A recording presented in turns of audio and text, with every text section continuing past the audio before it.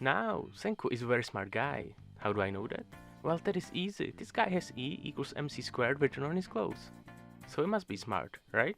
Of course he is. But is Dr. Stone anime smart? Of course it is. Just look at the scene in which Yuzuriha tries to fix broken branch with a bandana.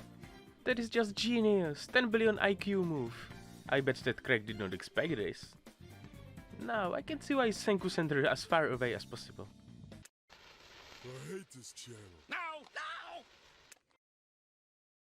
But just because the anime is smart doesn't mean that it does not have problems.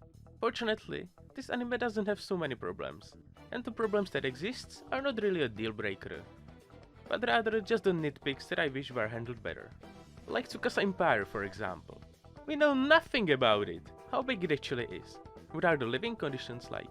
Or, what does Tsukasa do with the people who disagree with him?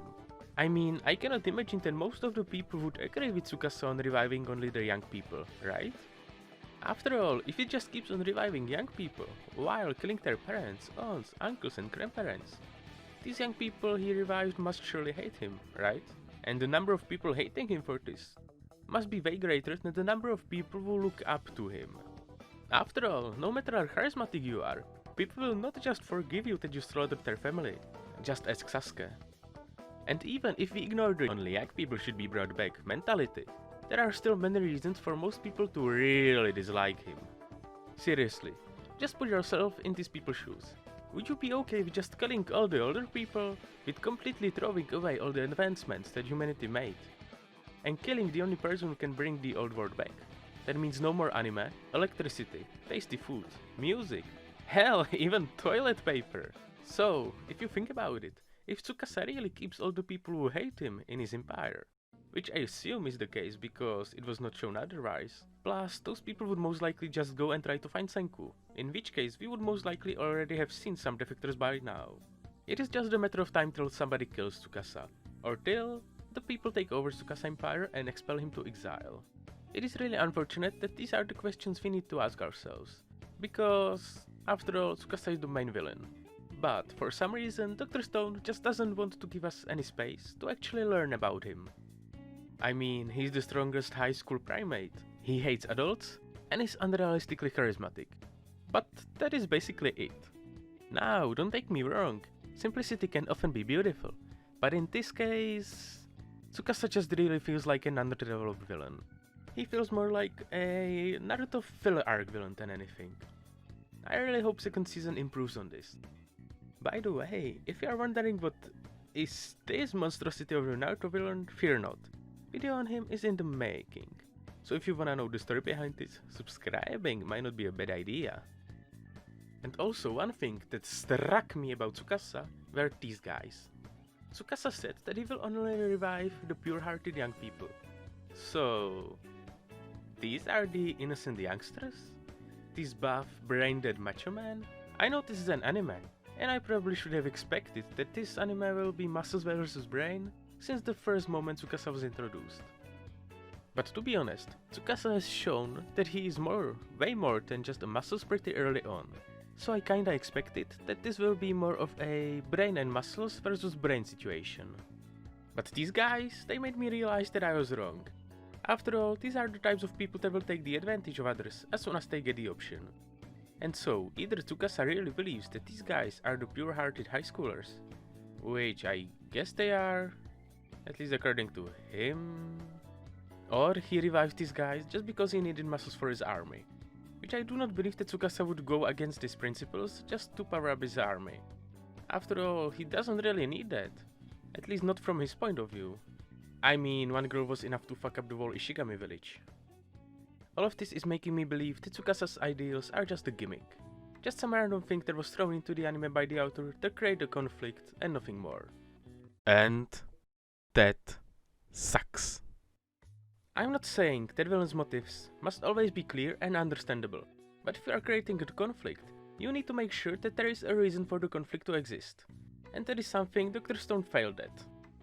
But now, let's move away from Tsukasa, and let's look at the bigger picture, the katanas. I guess you are confused a little now. Well, just let me talk. I hated what they did with the katanas. They went through all the troubles of creating katanas of creating the superior weapon just to wave them around and scare the enemy away. Which, yes, I must say that it worked. But it made me realize that Dr. Stone is one of these anime. Bunch of fancy weapons that would kill you in an instant, but no gore whatsoever. And to be honest, that is one of the things I hate the most. Once you put sharp weapons and conflict in your series, there has to be at least some blood. Yes, there were a few bloody moments. For example, when Kinro got his stomach stabbed. But even that scene was pretty fast and animators were sure not to show too much of it. I mean, at least he's not spitting cum instead of blood like characters in the newest season of 7 Deadly Sins tends to do. But still, that scene just failed at making the viewers feel the impact of the moment. After all, this guy is one of the main guys, and he was at the brink of death, and yet it just didn't feel like it at all. And do not even let me start on how stupid it was to just wave the katanas and not even scratch anyone with them. This is war, and these guys are the enemies now. Now, I'm not saying that they should have just straight up murdered them, but few severed limbs would do. Now I'm joking, but just think about it.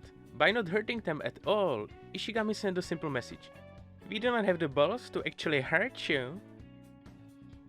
Easily said, they just raised enemies' morale by a lot, which is kinda the opposite of what you want to do. Because I haven't read the manga, even though I had it on my to-read list for a long time. I do not know how the conflict will continue, but the next season is called the Stone Wars, not the Sand Place Wars. So, if I do not see any blood and severed limbs there, I will be genuinely disappointed. But unfortunately, something is telling me that even sand castles in the sand had more gore than Stone Wars will have. Which, even though everything I said earlier, I might actually be okay with, if the conflict is handled correctly, and that in this case would mean no need for a physical combat, what I actually can see happening. So let's just hope that second season handles this aspect better. And the last thing that I wanted to just quickly mention is the animation. And no, I'm not talking about the design of female characters. I mean the animation itself. Yes, the animation was decent, but that is about it. I have seen some people comparing it to PowerPoint presentation, which is a little far-fetched. But it is a good analogy to how the animation felt, mostly in high-paced moments. So yeah, overall I like this anime. But still, let's just hope that the second season is even better.